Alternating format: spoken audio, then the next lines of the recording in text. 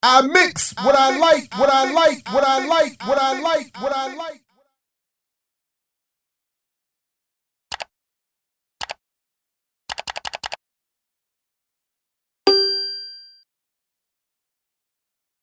Speaking of people I think might be qualified, I know is qualified. I don't know if he would accept the invitation to the Grand Council of Haters.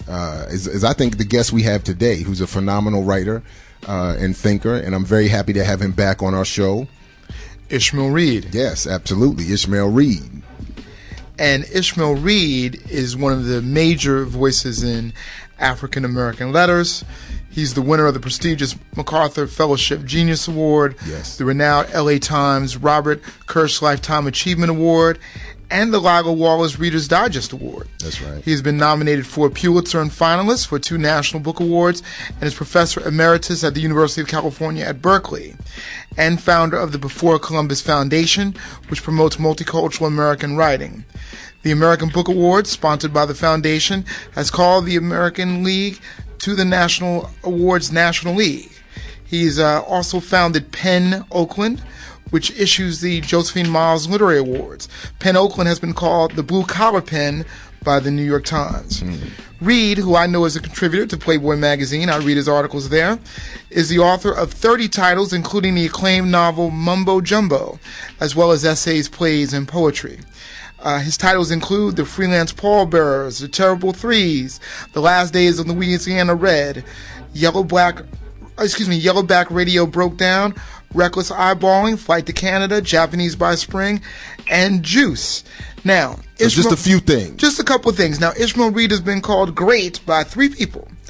By James More Baldwin. than 3, but listed. But I think, but at least listed, the listed 2 who are listed here are right. particularly relevant to something we hope to get into today. Right. Very interesting, because he's been called great by James Baldwin. That's right. He's been called great by Sam Tenahouse of the New York Times, and he's been called great by Ta-Nehisi Coates. Ta-Nehisi Coates. So we know we want to ask him about that as well. But specifically, we're here to talk with him about his brand new or forthcoming book, The Complete Muhammad Ali. Ishmael Reed, Mr. Reed, welcome back to the show. Welcome back to I Mix What I Like in WPFW 89.3 FM. Good morning. You guys are really entertaining. I was listening. Well, we're just getting started. That's quite a show. And we should, before we even move on, though, let me also say at the top, though, I think it's great that Mr. Reed is joining us from, I believe, your home in Oakland, California, which is also which is also home of the artist we started the show off with, Paris. And we're not talking about France. We're talking about the legendary hip hop. And Paris, who has the track is called Night of the Long Knives. Night of the Long Knives.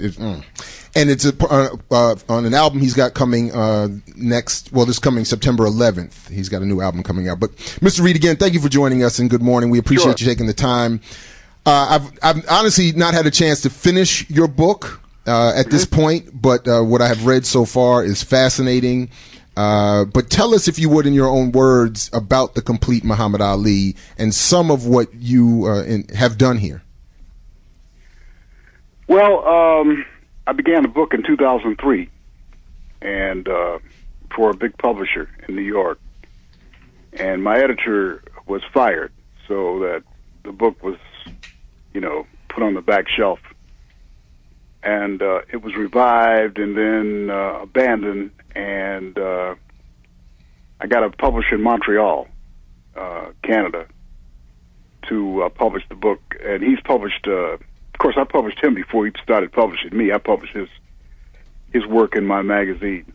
His name is Robin Philpott, who's a French nationalist, Quebec Libre person. And he published my Barack Obama, the Jim Crow Media, and Going Too Far. And this is the 3rd book.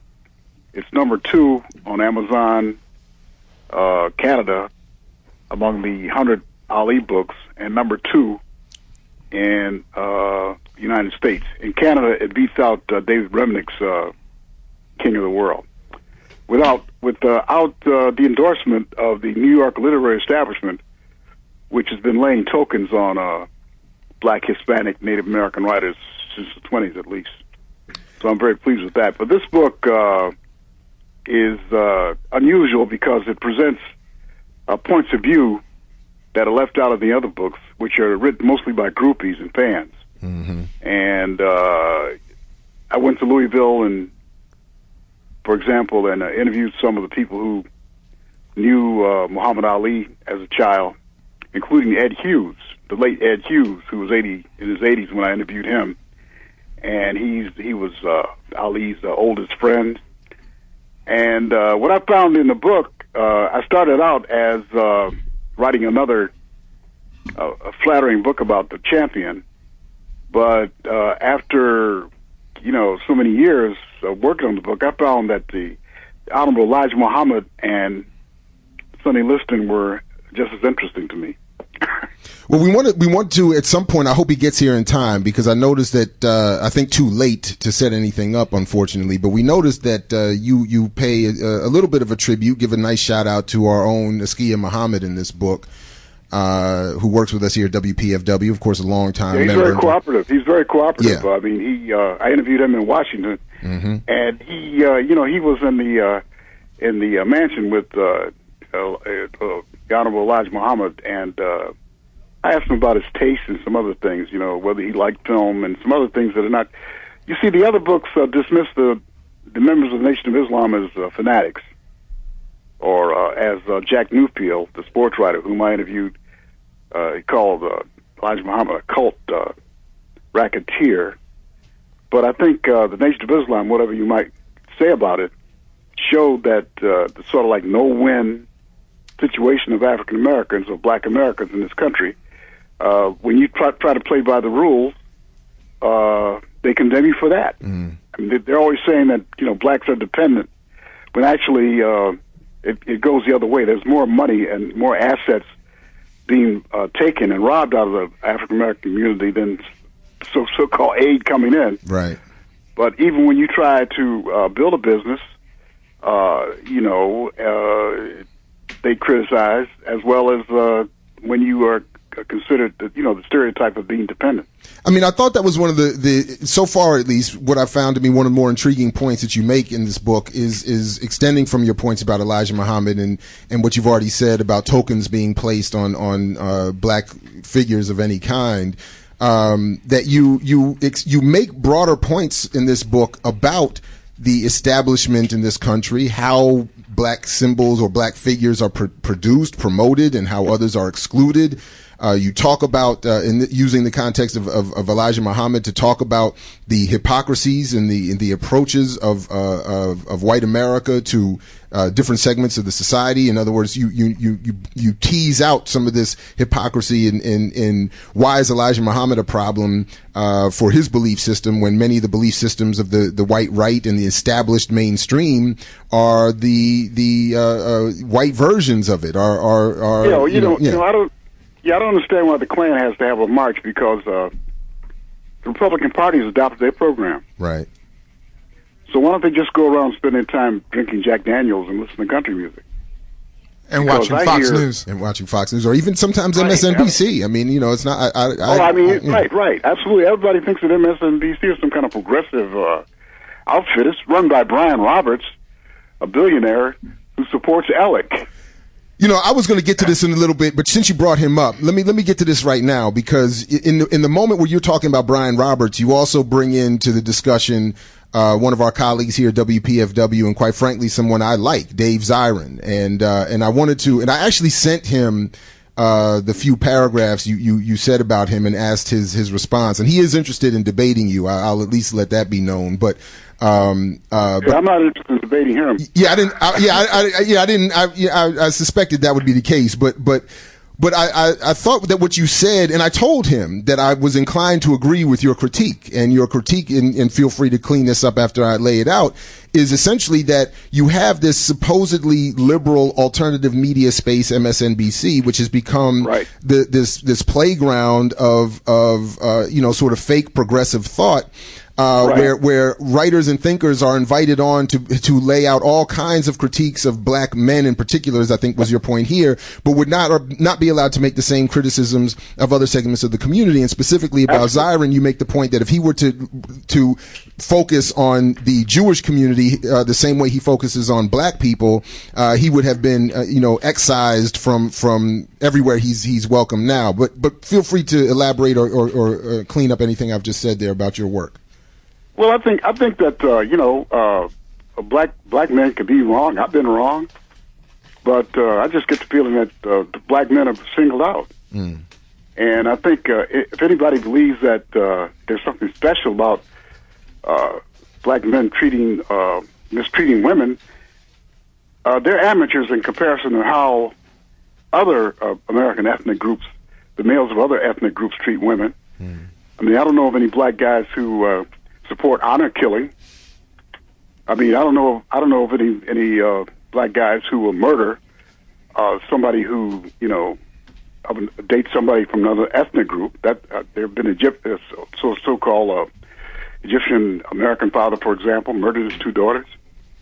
So I think that anybody who says that there's something special about black men just haven't investigated how men of other ethnic groups treat women. Now, in Zion's case, I've noticed that some of the critics of black males have been Jewish males in the media.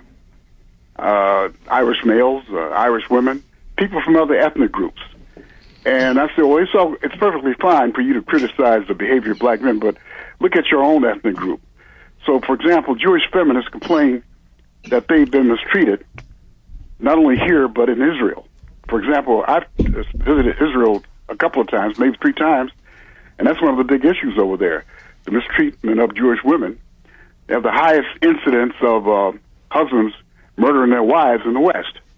When I was there the first time, Jewish feminists were picketing and demonstrating from the Knesset about this issue. So I think if David Zion, who's become sort of like an honorary black feminist and is very critical of black male athletes, if he wants to do something for the women's movement, he could he can become an honorary black feminist, but he should criticize the treatment of women in his own ethnic group as well. Let me just remind people that we're talking to Mr. Ishmael Reed here at I Mix What I Like on WPFW 89.3 FM, and we are in the middle of a mini pledge drive, and we invite your pledge of support to this show and to the station, 202-588-9739, 202-588-9739, or go online to WPFW.org. And one more point. Oh, sure. One more point. Melissa Harris Perry, on MSNBC, who said that she thought there were a lot of good things about the Tea Party, and said that she would like to support 2 right-wing governors because they're women. Hers is the only show on television where one group of men are shamed consistently. She invites other, academic feminists on who make generalizations about black men that are just not true. And when you challenge her and some of the others in this sort of like a Northeastern intellectual academic clique, you're considered, look at, I just want to say this about Cornel West. I disagree with Cornel West a lot, okay, on some issues. But he has every right to speak his mind and air his views without being dismissed as a crank or, a crazy. Well, I wanted to segue into that, Mr. Reed, because you said famously writing is fighting. So let's talk about these fights. All right? I would love to get your take on the Michael Eric Dyson versus Cornel West, and I would also like to get your take on Cornel West versus Ta-Nehisi Coates. And Dyson likened himself to a boxer. He did. Well, but see, the person who's manipulating all this is this billionaire who owns New Republic. All this is arranged as entertainment for the liberal readership, in the same way that the spat between Baldwin and Richard Wright was manipulated by some, anti-Stalinists at the Partisan Review. I mean, Baldwin was a great writer, but he also permitted himself to be used as a hatchet man, both in the United States and in Paris, where he went over there and criticized W. Du Bois and others. So that's what happens. It has to be one token. So now that Henry Louis Gates has stumbled, there's a big free-for-all about who's going to be the next HINC. But just for the record, some of us have been arguing that Gates stumbled and has been stumbling for years. This most recent thing, if that's what you're talking about with Ben Affleck, is the most, I think, minor and almost irrelevant mistake or poor position he's taken in his career. But anyway, but your point is still well taken. He was catapulted into the front ranks of the public intellectual. As a matter of fact, a feminist named Karen Durbin of the Village Voice takes credit for creating him as a public intellectual. I mean, the Village Voice is a place where I got dogged consistently. I mean, the terrible things are said about my work and about me personally. But she took credit for creating him as a public intellectual. And then when he wrote that piece in the Times criticizing John Henry Clark and others, right, and tracing the last remnants of anti-Semitism to the black community, that's when they brought him up the front ranks of opinion. I always found that I find that story interesting because we also know that it's a white woman agent who discovered Cornel West. That's right. Who was looking for a alternative to Shelby Steele. That's right. Yeah, well, see, Cornel West messed up when he refused to abandon Farrakhan. That was the beginning of the end for him. As a matter of fact, his sponsor, Rabbi Michael Lerner, is always sending me emails about criticizing Cornel West. And, you know, my answer to him is I challenge him to criticize some of the Jewish American intellectuals who sound like, Himmler and those guys. I mean, Goebbels. I hate to say it that way, but, I mean, you know, when you get Commentary Magazine and the New Republic praising the bell curve, that's right, by Charles Murray, whose research was funded by the Pioneer Fund, which was founded by a Nazi. If you go to Wikipedia and look up Wycliffe Draper, he was a wealthy industrialist, or had money from his family, a New England industrialist. He was some of his friends were hanged in Nuremberg. So Charles Murray's research, so-called about black intellectual inferiority, was financed by the Pioneer Fund, and here we have Commentary and the New Republic sponsoring that. So I asked Rabbi Michael Lerner, well, you can criticize, Minister Farrakhan and others, but why don't you take on... They're always asking us to condemn some black person that they created in the first place. I'm not saying this about Farrakhan, but I'm talking about their tokens. Mm-hmm. They create them, and when they mess up, we're supposed to condemn them. So why don't these guys condemn some of the outrageous statements that are made by members of their group, like Joe Klein. Now, Joe Klein writes for the New York Magazine, which praised Ta-Nehisi Coates, had him on the cover. I like him. I like Ta-Nehisi Coates. He's a brilliant, excellent writer. But I'm awfully suspicious about the New York Magazine endorsing something, since they got Joe Klein writing for them, and he recently said that rapes are considered exclusively by black guys who rape their girlfriends' children. That is statistically incorrect. I mean, rape occurs. The typical rapist in this country is a white male, but white women are scared to talk about it. Well, that was part of our celebration of iMWiL's birthday, was to remember that black women and men have been making that point for centuries. And of course, we are here at I Mix What I Like, WPFW 89.3 FM, Red Eagles on the boards. Doctors Burroughs and Haight are in the building. The Deyanira and Boyito are in the building. And we're talking with Mr. Ishmael Reed. And though one of the things I really like about this new book, Mr. Reed and all of our guests and listeners, The Complete Muhammad Ali, is as you've been hearing us in this conversation, we really have not left the subject of the book. The book deals with so many interrelated and overlapping issues that I think, I mean, it's like I said, I haven't read the whole thing. I've read the beginning, I've read the end and some of the middle, and I think it's powerful and deeply engaging and well written. I love it. And Mr. Reed, if I can give you what I consider a compliment, I mean, your book, the little bit I read of it, reminds me of the famous Amiri Baraka essay, Jazz and the White Critic. I mean, it seems like you're doing Muhammad Ali and the White Critic, which I think really needs to be done. Yeah, well, I think that he has his detractors. For example, there's a book called Sucker Punch by Jack Cashill, who's one of these black mythology merchants. You know, he caters to an audience that likes to see black people ashamed. That's a big multi-billion-dollar industry. I was going to say that's a big audience.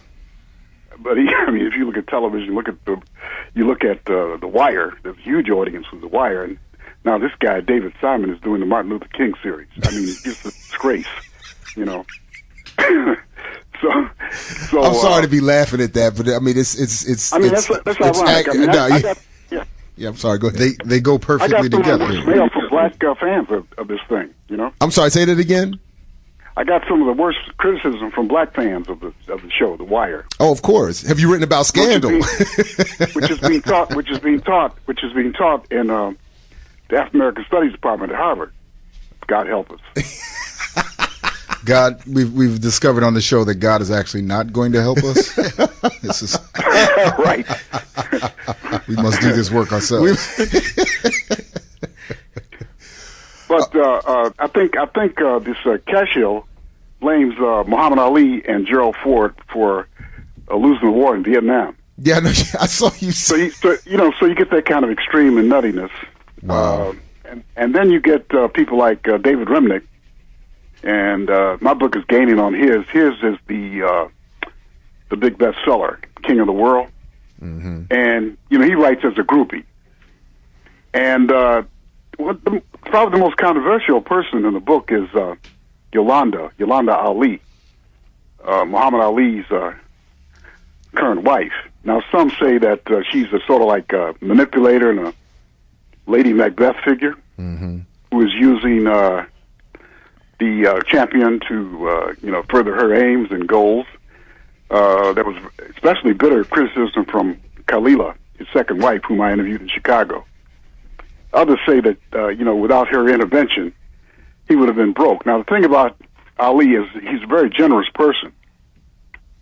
I mean, I interviewed Howard Moore Jr., who was Angela Davis' lawyer. You recall that case where they tried to accuse her of accessory to murder or whatever it was. And he said that he would visit Ali's house in the morning. People would call up and ask him to pay their rent and ask for all kind of favors. So he gave a lot of money away. And when he was in Manila, the thriller Manila, which incidentally brought the Philippines into the 20th century, that fight, from being a little brown country or little brown cousins to the 20th century, he gave a guy $25,000 on the spot. So he's very, very generous. And so some say, like Harold Belafonte, whom I interviewed, that she was a blessing, that she stabilized his life. But when I was in Louisville, some of his old friends said that she prevented them from getting in contact with him. Including his own son, right? Including Muhammad Ali Jr. And I know that you read where Muhammad Ali Jr. finally accused her of that he was on welfare and living from hand to mouth. I did. And and she just arranged Muhammad Ali to get $50 million for companies to use this company that handles Elvis Presley's name and uses it for commercial reasons. For example, in the Super Bowl, you heard an ad with Muhammad Ali's voice in it. And also that luggage, that very expensive luggage, Butonic, I think you call it. He endorsed that. So she brought in $50 million. She's taking care of him, and from what I've read, she's keeping him in good shape, and dotes over him. So, but there are two opinions about her. The other character in the book that I was not prepared to admire is Sonny Liston. I interviewed the trainer of two champions, the Klitschko brothers, and Emmanuel Stewart, and he was the only one who would defend Sonny Liston. And I looked at Sonny Liston's record. Sonny Liston had to work his way up. He didn't get any gift bouts. Like I saw that. I'm old enough to remember the bout in Madison Square Garden where Muhammad Ali fought Doug Jones. I attended that fight, and I thought that Doug Jones, it was at least a draw, or maybe Doug Jones might have won it. But then after that fight, he had a championship fight. Sonny Liston beat up everybody. He busted up a whole lot of people on the way up, and after he lost to Ali twice, he busted up a whole lot of people on the way down. As a matter of fact, his last fight with Chuck Webner, the guy who was the source for the film Rocky, the inspiration for the film Rocky, Right. because he knocked Ali down. Chuck Webner said every time he hit me in the face, he broke something. So, I'd like to talk a little bit about Joe Louis calls Sonny Liston the greatest of heavyweights. I'd like to talk a little bit about the public image of Ali, and I'm going to date myself here. As a child growing up in the 1970s, I mean, Muhammad Ali was beyond a hero to me. I mean, he was the image in my pinball machine in my barbershop. He beat Superman, for God's sake, right? Right. I mean, Right. so you know, there's this whole, you know, great mythology of Ali, and you go into that moment at the Olympics, and I remember sitting with a mentor of mine, asking her, like, well, what do you think about this image? And she was like, well, there's a lot to this image, but she just didn't want to talk about it. And reading what you wrote about that Olympic image, I now understand how upset and anguished she was. But I felt that way. That's what I really liked about what you said in this Ishmael Reed in your book about the lighting of the because that's exactly how I had to turn it away from it. I couldn't even watch it. Talk about it. What was it, 96, right? Right. Well, see, Jill Nelson, who's an excellent writer and who gets overshadowed by the devotion to tokens, said that her analysis and the analysis of some of the other blacks in the book and some of the hip whites was that he was no longer the boastful, youthful Ali who annoyed the country so much that now he had been reduced, he had been humiliated and humbled, and now we can be friends. I mean, that's how she put it. And I agree with that, and your point about her being overshadowed by tokens. I want to come back to that before we leave this discussion at some point. I want to ask this question because part of what made Ali the public figure he was his charisma, and he could capture the audience, but he didn't have somebody like Larry Merchant going back and forth with him. He had Howard Cosell. What's the difference now between Howard Cosell and Muhammad Ali and Larry Merchant and Floyd Mayweather? Because you break some of that. Well,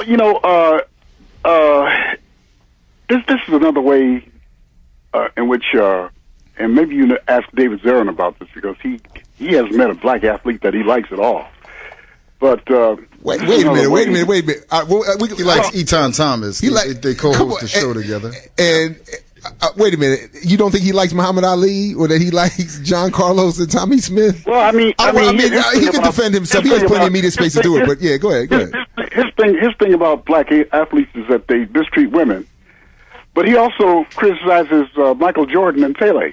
And I don't know if they have any record of mistreating women. I don't know. No, but they have a record of bad politics, though. That's on that level. I would agree with the critique. Yeah, but we'll see that there are people in his own group that are to the right of those people. Well, that's true too. And why does he criticize them? But anyway, stay in your lane. I get it. Do you understand what I do understand, and I certainly understand from the institutional critique that his career, if he had one, would certainly not be what it is now if he was to do that. So I mean, I definitely agree with that. At least. Well, see. Let's look at that. Let's look at that Mayweather fight. George Foreman said he quit. He quit being an announcer or a commentator on the boxing because Larry Merchant and the other guys didn't know what they're talking about. Oh, wow. Okay. And if you look at the Mayweather fight, the announcers and these guys who are the commentators split with the boxers who actually spent some time in the ring, have spent time in the ring, about Mayweather's performance. For them, for the commentators, it didn't come up to par. But for Roy Jones, Lennox Lewis, Paul Magliani, who's always correcting these guys, they thought it was a superb performance. Now, what do they want? Cage fighting? I mean, I watch cage fighting, which is like a homicidal sport. Or do they want, finesse? Now, they're saying that they didn't like Floyd Mayweather's tactics. he ran too much. Henry Armstrong accused Sugar Ray Robinson of running. Sonny Liston accused Muhammad Ali of running. I mean, these are, expressions of skill. But what they want is somebody like that. What they want is what I call a human cockfight for the television audience. So the boxers are overruled by these commentators. Now, here's the absurdity of the situation. Some of these commentators have been admitted to the Boxing Hall of Fame. Yet there's no place in the Boxing Hall of Fame for a boxer like Eddie Machen. I mean, Eddie Machen was the one who gave Ali the formula for defeating Liston: hit and run. And if anybody watches that Eddie Machen-Liston fight, Liston didn't knock him out. I gave the last round to Machen, and Liston became so frustrated he executed 3 low blows and had a big egg over his right eye, from where Machen successfully hit him with the overhand right. Why isn't there a place in the Hall of... There's maybe a place for Jim Lampley, a hypocrite, who criticizes Floyd Mayweather for domestic violence when he's had his own domestic violence problems. It's part of the hypocrisy that we get all the time. Why is there a place for him in the Boxing Hall of Fame and not for Eddie Machen? Well, I mean, hypocrisy is part of the American way. Well, I think the guys who select the people for the Hall of Fame are the same guys who do judge the Grammys and the Rock and Roll Hall of Fame. I would, if they're not the exact same, I was going to say, if they're not exact same people, they definitely coming out of the same intellectual matrix. No question. Might be their cousin. Right. Might be the cousin. Well, again, folks, we're talking with Mr. Ishmael Reed here on I Mix What I Like at WPFW 89.3 FM, author of many things, including the most recent, The Complete Ali. I wanted you. Yeah, my play was done in China. My play was done in China last month. It got censored here. Which play was that? Chinese cast. Mother Hubbard. Okay. Do you want to tell us? Yeah. Go ahead. I decided that I cannot be in these token wars and waiting around for some auditioning for some neoliberal outfit to accept me. I started studying different languages about 20 years ago, including Japanese and Yoruba, which is, as you know, an African language. The book Japanese by Spring has gotten me 4 trips, 2 to Japan and 2 to China, and in China it was accepted as part of a national project. So what I tell the younger writers is that you don't have to wait around like in some kind of version of the American Idol, or being the last one on the island. The tokenism sort of thing that's been going on since the 1920s, at least, and even before that, where William Wells Brown and Frederick Douglass had to go at it to see which one's going to be adopted by the abolitionists. It's a big world. We have smartphones. We have all kinds of ways to communicate with audiences all over the world. So I'd recommend that younger black writers learn different languages and try to communicate with the globe. And if you would forgive my memory here or my lack of preparation, but there was an essay you wrote some years ago. The last time we spoke on air, I referenced it, but I think it was a great piece where you talked about this issue of tokenism in the context, I believe, of Richard Wright and James Baldwin. Do you remember what that? Yeah, Toni Morrison said the same thing about The Color Purple, where she said it without the intervention of Gloria Steinem, who has the real Jones about black guys, man. I mean, God, I'm telling you, she's really bitter, not only about the live ones, but the dead ones. She put down Langston, she put down Zahn Toomer, but she said it was because of her intervention that the thing got over, and that the interview with Cecil Brown is printed in the University of Massachusetts Review. Also, John A. Williams talked about it. Okay. Now, John A. Williams, who died a couple weeks ago, without any sort of like recognition from that crowd, that New Yorker, New Republic, black tokens or proxy crowd there back there in the East. He was just as good a writer as James Baldwin. So was John O'Killens. But the establishment didn't like what they were saying. For example, they talked about racism in the American Army, where German prisoners were treated better than black soldiers. They talked about things that they brought up subjects like The Man Who Cried I Am talks about the persecution of black writers by the McCarthys and the Roy Cohens. I just remember when Killens what Killens said about Styron, that the fundamental problem we have here is that for whites, America is about liberty, and for us, it's about enslavement. And I mean, I think if you just follow that line of logic, or as you put it in your book here, Mr. Reed, the internal dialectic that you talk about that causes all these problems. If you would quickly, we only have 5 minutes left. And I really wanted you, if you would, to please quickly make a comment about what you were saying there as this internal dialectic. Well, I'll tell you and this. then also, if you would just say a word or two about what you had said here about the cover of the book. I'd like to at least get those 2 points in before we have to leave. Okay, well, number one, I'll be in Washington, D.C. on June 4th at the Howard University bookstore. August 4th? You mean August 4th? 4th. You said August... Oh, I'm sorry. September 4th. September 4th. Okay. I've been watching House of Cards all night. I'm sorry. I just got up. Yeah, we should talk about that, too. That'll mess your head up. Yeah, that'll mess your head up. Anyway, September 4th, I'll be at Howard University bookstore. Okay, 2 o'clock, so why don't we book you now on the air to come back on our show that morning at 10 o'clock? That'll be great. Okay, now, so everybody, you heard him say that, right? The cover was done by Jose Fuentes, who used to travel with Muhammad Ali. And that photo's never been published. There are photos in there that have never been published. Some of the photos I've taken, some were taken by my daughter, Tennessee. And the cover shows Ali before the Spinks fight. Now, you know, Herbert Muhammad thought that was going to be an easy fight because the kid had just come out of the amateurs. Mm-hmm. He was defeated. And then the outcome of the second fight, which I covered for the Village Voice in New Orleans, 1978, that outcome was not certain either. So this is the cover that shows him, I thought, at a majestic part of his career where he is facing tragedy. Now, a lot of people, there was a Inoki, a martial artist. There was supposed to be an exhibit between Inoki and Muhammad Ali.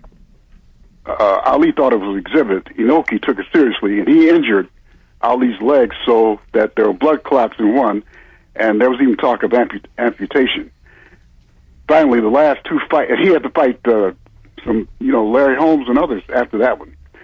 And the last 2 fights he fought with dementia, or what do you call it, pugilistic dementia, something like that, onset of Parkinson's disease. Of course, that's controversial.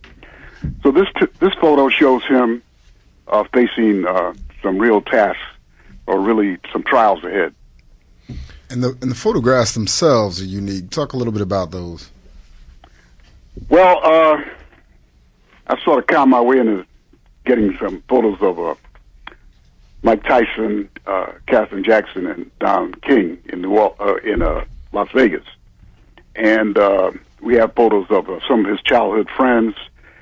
There's an unpublished photo of Joe Louis and dating my friend's mother, Al Young, who's a former poet laureate of California. And none of these photos. And there's a photo of Jefferson Davis' wife, who's black. What?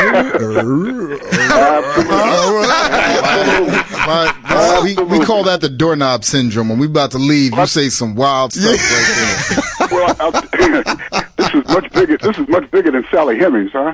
If you don't come back September 4th, we're going to talk about. Well, first of all, finish that point. Yeah, finish that point though, real quick. Right. What? Okay. I got on this trail because I read that a Confederate soldier, they found his diary, and he said Jefferson Davis' wife had visited the encampment, and he said the rumors are true. She's black. So I looked up some of the photos, and you can see for yourself. I got them in there. Wow. Mr. Reed, you still with us? Yes, sir. All right, so I want to ask you one question that's slightly facetious, but given your work in going to China and knowing that Bruce Lee was probably the biggest sports and heroic figure that China's ever produced that, took national media attention, Bruce Lee also took some of his style from Muhammad Ali with the shuffle feet and the swag, right? Now, are you going to write a chapter for the Chinese to talk about the Ali influence on Bruce Lee? Well, I'll tell you what. They're translating all my books in China, and my work is taken very seriously there. In Africa, I've written songs in Yoruba that David Murray has recorded. And I published 40 Nigerian writers and in 2 anthologies. And because the myth here is that there are only 3 African writers. And you probably know their names. Tokenism is business upon the African continent the same way. And I just sold those to the Egyptian Center for Translation. I think we should try to guess them. They're going to be translated into Arabic, okay? So that's that's the kind of reach that we can have. So my play, The Mother Hubbard, was censored by middle-class feminists at the Public Theater and at PBS. Of course, PBS can do a couple of pieces criticizing black males. I mean, one was done recently by 2 Indian women. Mm-hmm. Now, I don't know why they have time to criticize black males when the way women are treated in India is awful. But the Indians been criticizing, you know. They got Dalits to criticize. They've been going in for a long time. These are Indian women from the Indian subcontinent. And I read about the treatment of women, and we all have read the papers about the treatment of women there. So anyway, PBS censored it. But it was done in China, and they did a great job. And we didn't expect them to do a full production. We thought they were just going to read from the script. They had memorized the English and, deliver these complicated dialogues and monologues in English. So it's a big world. And it got praised, got a great review in the Hunan Daily, which is one of China's largest newspapers, 2.2 million. I haven't had a book reviewed in the major, so-called major mainstream American press for years because I think they probably are uncomfortable with what I'm saying, so I'm getting the John A. Williams, John O'Killens treatment. Now, you notice that the new flavor of the decade, I guess, is post-racism.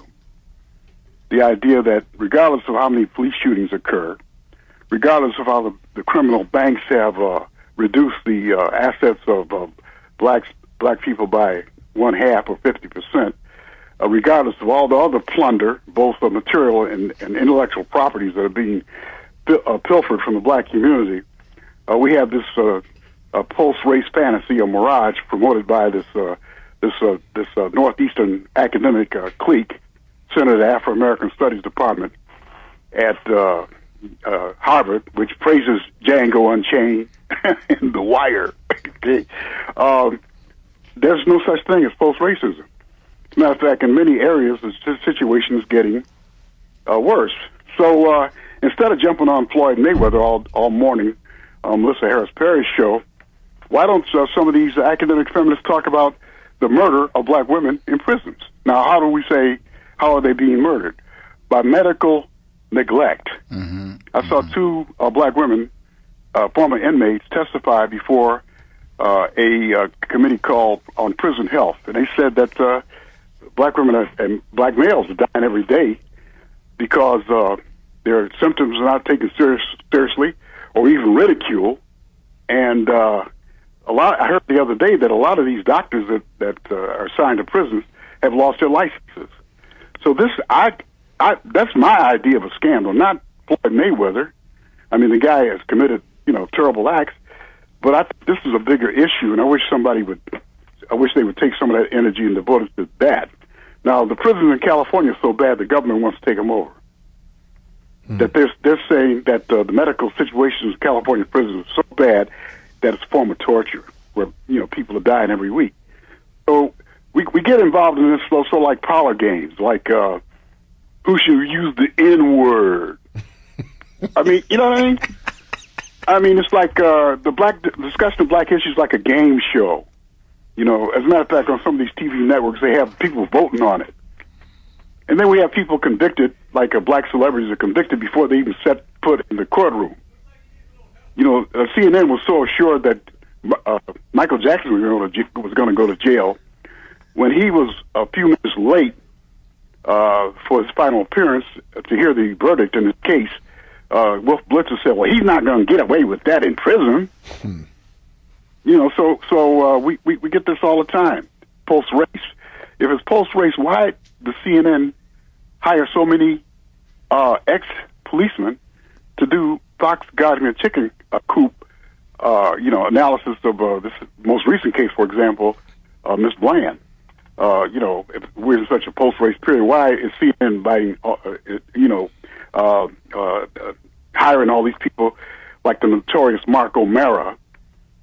That's like, I guess the prosecutor in the Bland case is going to get a job on CNN. You know what I mean?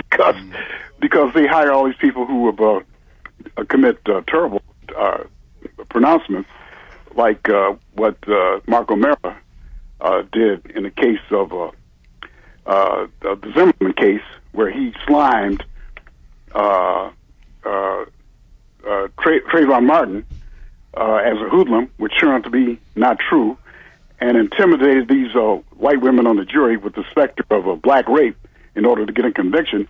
Jeff Zucker of CNN hired him. What you're reminding me of, Mr. Reed, is all the lawyers who got hired and even lawyers who became correspondents as a result of the O.J. case, which, believe it or not, everybody is 20 years ago. That's right. That's right. Yeah, well, I wrote a book. I wrote a big novel. I followed that case and wrote a big novel about it, which was ignored. And Skip Gates got one of his hatchet men to put it down in a syndicated column. So that's what happened when you criticize Gates. Had you written just before I forget and we move on? Have you written about your critique of The Wire and what was the other one you just mentioned? I missed that one. The Wire and Django Unchained. And Django Unchained. Yeah, we got a book coming out from Hakeem Matabuti, Third World Press.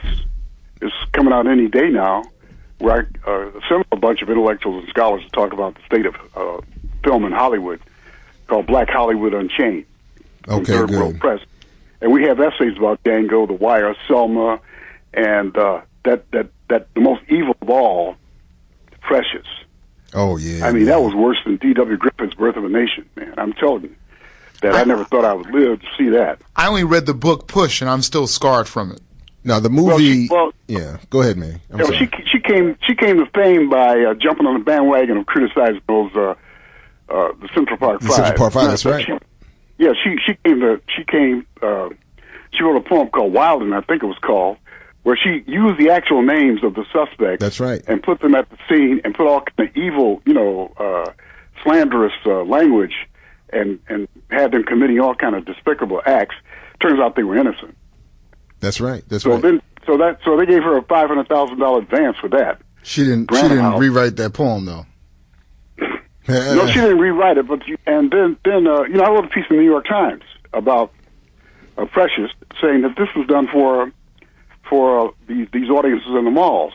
Now, I didn't make that up. I followed the marketing strategy of the people who put that film up there. I didn't make it up. They said that this film will insult black people. That was in the Times. But it's also in your work, because we followed some of the logic that you laid down about that as well when in a piece that a colleague of mine and I wrote about Tyler Perry, in which you make the point that these executives said that they were trying to fill a niche market, I believe is the direct quote, of finding black movies that white people would want to see. And they said that they couldn't sell this movie. How were they going to sell it? They got Oprah Winfrey to fight for it. Right. Oprah Winfrey and Tyler Perry were not the producers. I mean, the Oscars didn't acknowledge them as producers because they came in after the final cut. So they didn't produce it. They were just used to catch a plaque. Now we have Oprah Winfrey supporting David Simon. I've seen everything in doing this miniseries on Martin Luther King, a disgrace. And they got Tanisha and another black writer to be the flag catchers. Wow. Just as they did with The Help. They had Viola Davis be the flag catcher. She's the one who sort of explained why the movie was not a racist movie. Oh yeah, no, she and the other sister from that film did a series of public conversations about why black people shouldn't be offended, and one of the main points was laid out the Mantan Manifesto in that scene in Spike Lee's Bamboozled, where the first thing that they said is what works, that black people are getting jobs in these films, and that's like the number one defense of Tyler Perry as well. What I always say is that some Jewish people performed at the Nazi Olympics. So, I mean, that's no test, okay? That black people got jobs. You know what? No, I'm with you on that. I fully agree. Absolutely. One of the ironies of American life is that, The Help to me which I didn't see, but I've read about, it seems to have started like a grown-up version of Scout, right? Mm-hmm. From To Kill a Mockingbird. That's right. And now we literally have a grown-up version of Scout. And we get the real deal. Now we really know what I've always suspected, that these white folks were too nice in that novel. Well, I'll tell you what. The black experience is under occupation because if you are if you are not black, you have an easier way to get plays and musicals and things about black characters on Broadway and books published.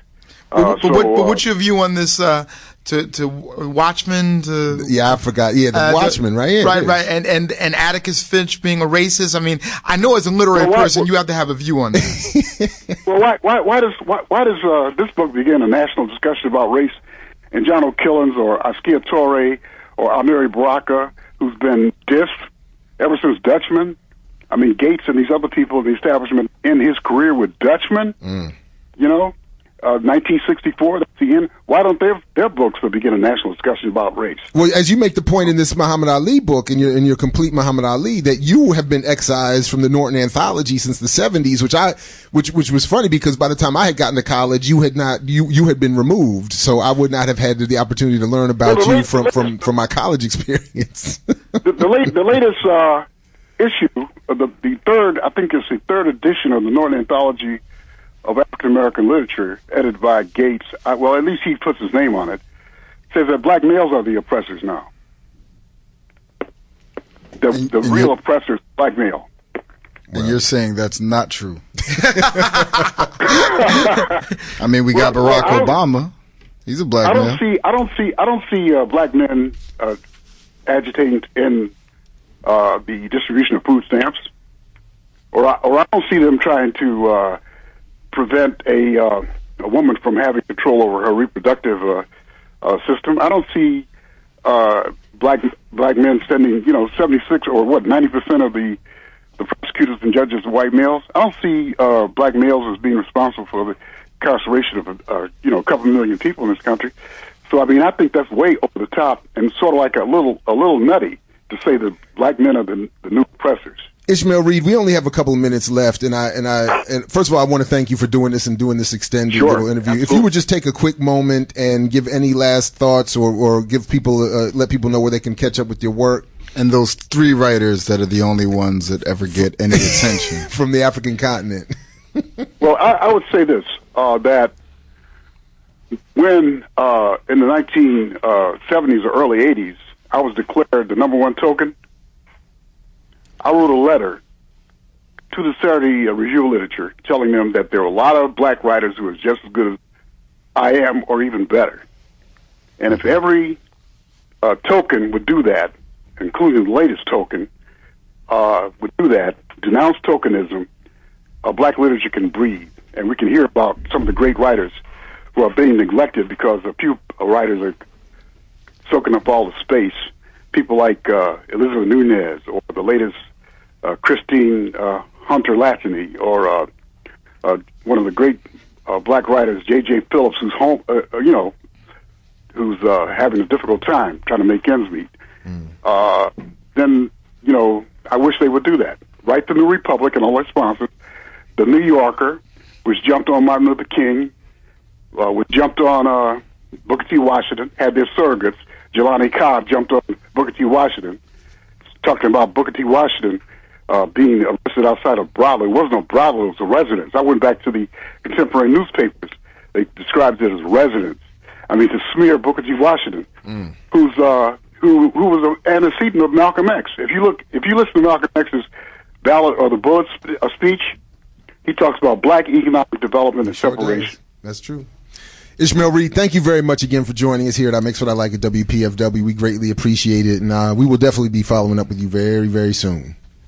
Okay, great. Talk to you later. All right, everybody. Thank you very much. Thanks to the Doctors Haight and Burroughs. Thanks to the Baby Girls. Thanks to Red Eagle and all of you for listening. I mixwhatilike.org for more. We'll catch you in the whirlwind peace if you're willing to fight for it. Everybody, as Fred Hampton used to say, I mix what I like, what I like, what I like, what I like, what I like.